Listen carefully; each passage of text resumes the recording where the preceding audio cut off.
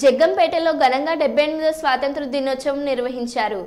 ముందుగా తెలుగుదేశం పార్టీ కార్యాలయంలో కాకినాడ జిల్లా తెలుగుదేశం పార్టీ అధ్యక్షులు జ్యోతుల నవీన్ ఆధ్వర్యంలో జరిగిన స్వాతంత్ర దినోత్సవ వేడుకల్లో ఎమ్మెల్యే జ్యోతుల నెహ్రూ పాల్గొన్నారు. అనంతరం జగ్గంపేట పంచాయతీ కార్యాలయంలో అంబేద్కర్ బాలికల గురుకుల పాఠశాలలో, ప్రభుత్వ జూనియర్ కాలేజీల్లో, ప్రభుత్వ ఉన్నత పాఠశాలలో, ప్రభుత్వ డిగ్రీ కాలేజీల్లో టౌన్ హాల్ జరిగిన స్వాతంత్ర దినోత్సవ వేడుకల్లో ఎమ్మెల్యే పాల్గొని జాతీయ జెండాలను ఆవిష్కరించి వివిధ క్రీడల్లోనూ, పోటీ పరీక్షల్లోనూ విజేతలుగా నిలిచిన విద్యార్థులకు బహుమతి ప్రదానం చేశారు. జ్యోతుల నెహ్రూ ఫౌండేషన్ ఎంతో ప్రతిష్టాత్మక ఉచిత డిఎస్సి కోచింగ్ సెంటర్లో కాకినాడ జిల్లా టీడీపీ అధ్యక్షులు జ్యోతుల నవీన్ జాతీయ జెండాను ఆవిష్కరించారు. ఈ కార్యక్రమంలో ఎమ్మెల్యే జ్యోతుల నెహ్రూ పాల్గొన్నారు.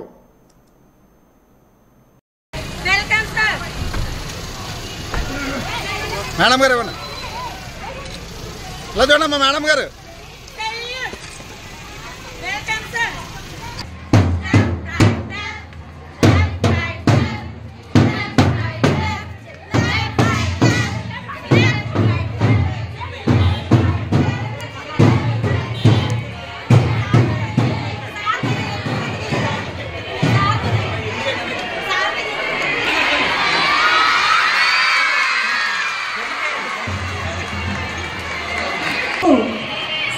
దేశం కోసం తమ ప్రాణాలను అర్పించి సత్యం, అహింస ఆయుధాలుగా దేశ స్వాతంత్రాన్ని తీసుకొచ్చిన ప్రజానాయకులకు నివాళులు అర్పిస్తున్నారు.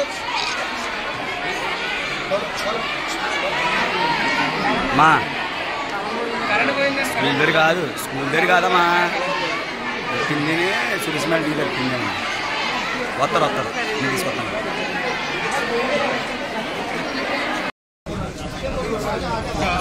స్వతంత్ర దినోత్సవం సందర్భంగా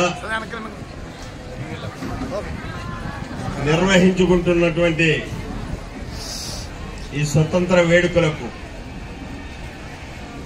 సభా వేదికను అలంకరించిన పెద్దలు, ఉపాధ్యాయులు, ముఖ్యంగా నూతనంగా ఎన్నుకోబడి ఇదే స్కూల్ విద్యార్థినిగా ఈరోజు ఎస్ఎంసీ చైర్మన్గా ఉన్నటువంటి పద్మావతి గారు, అలాగే వైస్ చైర్మన్గా ఉన్నటువంటి సీన్ గారు, పత్రికా సోదరులు, మీడియా సోదరులు, అధికారులకి అందరికీ కూడా నా హృదయపూర్వకమైనటువంటి ధన్యవాదాలు తెలియజేసుకుంటున్నాను. ముఖ్యంగా భావి భారత పౌరులైనటువంటి చిరంజీవులందరికీ కూడా మనస్ఫూర్తిగా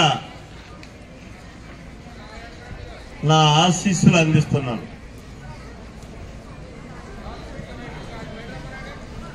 ఈరోజు మనం అంటే ఈ వేదిక మీద ఉన్నటువంటి, వేదిక ముందున్నటువంటి ఈ ప్రాంగణంలో ఉన్నటువంటి ఎవరో కూడా భారతదేశానికి స్వేచ్ఛా వాయువులు వచ్చిన తర్వాతే జన్మించిన వాళ్ళు. మన ఎవరికి ఈ స్వతంత్రం యొక్క విలువ కానీ, స్వేచ్ఛా వాయువులు అంటే ఏంటో కానీ తెలియనటువంటి పరిస్థితి.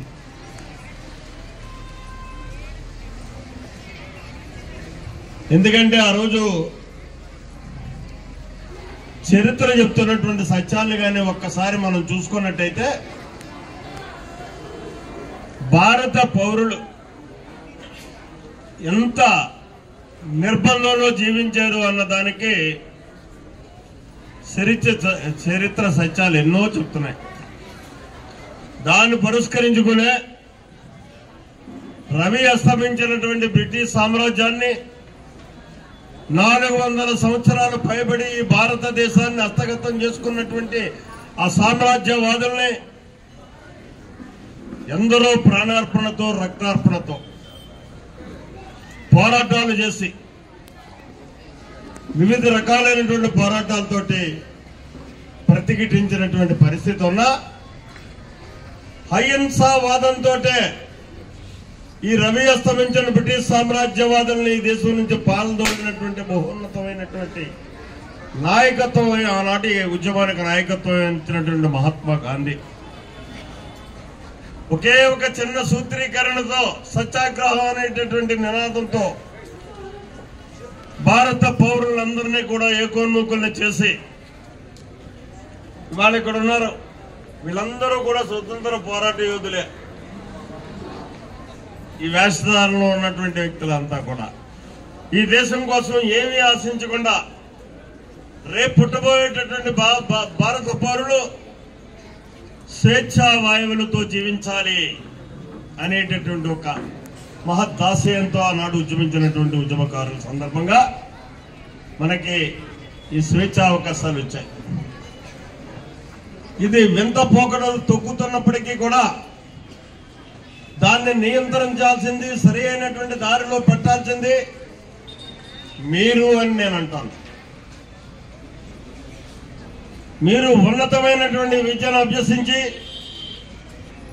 తద్వారా ఈ భారతదేశాన్ని ప్రపంచంలో అగ్రగామిగా నిలపాల్సినటువంటి బాధ్యత మీ మీద ఉంది. దాన్నే ఈనాడు మన గౌరవ ముఖ్యమంత్రి చంద్రబాబు నాయుడు గారు కానీ, మన ప్రధానమంత్రి గారు మోడీ గారు కానీ ఒక చక్కని పిలిపించారు. చంద్రబాబు నాయుడు గారి యొక్క సూచన మేరకు 2047 విజన్ డాక్యుమెంట్ ని భారతదేశ వ్యాప్తంగానే వేళ ఎర్రకోట మీద నుంచి మన ప్రధానమంత్రి గారిని నినదించినటువంటి పరిస్థితి ఉంది.